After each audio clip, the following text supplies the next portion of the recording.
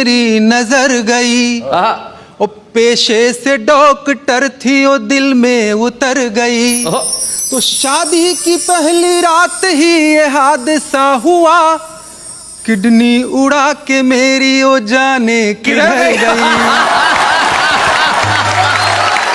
और शैलेश जी, एक बार मेरी शादी हुई, तो कैसे हुई और शादी के बाद क्या हुआ, एक कविता के मार्फत से प्रस्तुत करता हूं। स्वागत, सुनिएगा। कि जब मेरे जवान होने का नोटिस किसी ने भी नहीं लिया, तो मैंने अखबारों में वैवाहिक विज्ञापन दिया, पर जाने कौन से नक्षत्र किन ग्रहों से टकराने लगे, जवाब में लड़कियों के पिताओं के नहीं, उनके पतियों के पत्र आने लगे। अच्छा।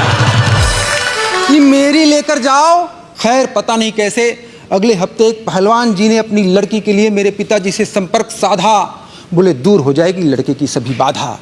लड़की क्या है, ब्यूटी क्वीन है, खूबसूरत है, हसीन है, गाने में कुशल है, बजाने में प्रवीण है। लड़का जितना चाहे दहेज ले, टीवी, फ्रिज, कार, सोफा जो चाहे सहेज ले।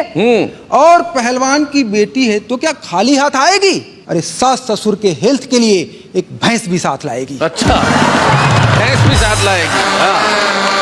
भैंस की बात सुनते ही पिताजी ने हामी भर दी। अच्छा, भैंस की बात सुन के पिताजी, क्या भैंस की बात सुनते ही पिताजी ने हामी भर दी कि अब मजे से जिएंगे। अरे लोगों के नल में तो साफ पानी नहीं आता, अपन खालिश दूध पिएंगे। तो अगले हफ्ते हम पहलवान जी के घर पिताजी के साथ लड़की देखने के लिए गए। मैंने लड़की को देखा, पिताजी ने भैंस को।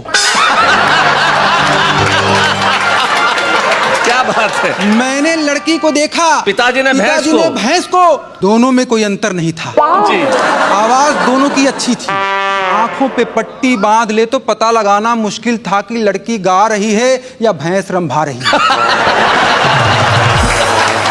वो तो पहलवान जी की आंखें बिल्कुल ठीक थी, वरना मेरी जैसी आंख वाला तो गजब ही ढाता।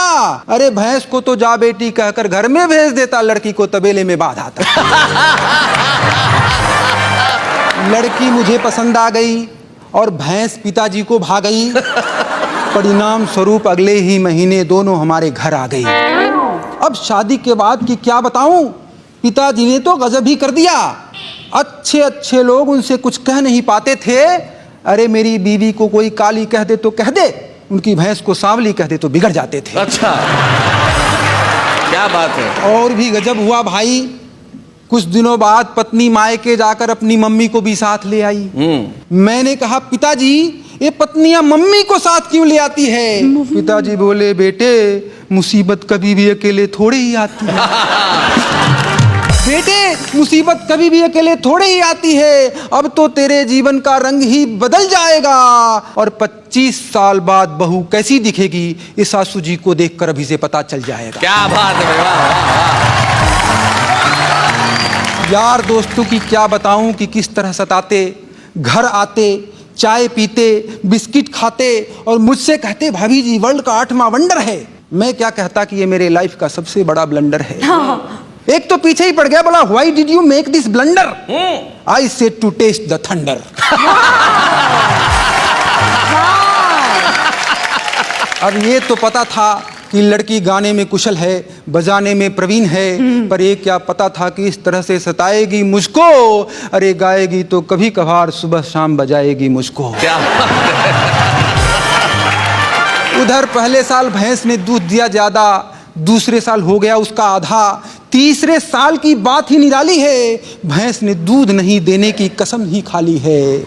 उधर पहले साल मैं चिल्लाता था, पत्नी सुनती थी, दूसरे साल पत्नी चिल्लाने लगी, मैं सुनने लगा, तीसरे साल हम दोनों चिल्लाते हैं, पड़ोसी सुन रहे हैं। घर के दरवाजे पर बैठकर मैं और मेरे पिताजी दोनों अपना अपना सिर धुन रहे हैं। क्या बात है, वाह वाह वाह, बहुत बढ़िया।